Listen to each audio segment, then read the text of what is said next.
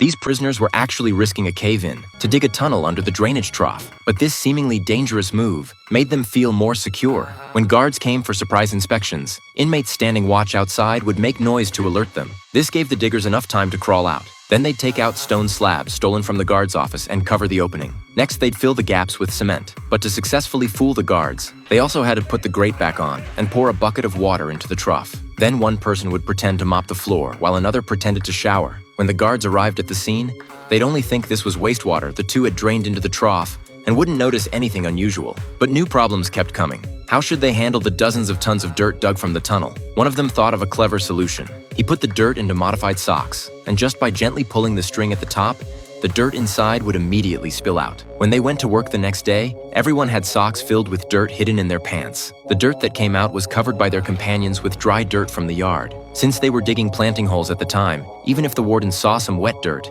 it wouldn't raise any suspicion. Next, they had to solve the tunnel collapse problem, or all the diggers would die inside. They planned to support the tunnel with wooden boards. Although all the buildings here were made of wood, they could only remove a few boards from the corners of each room.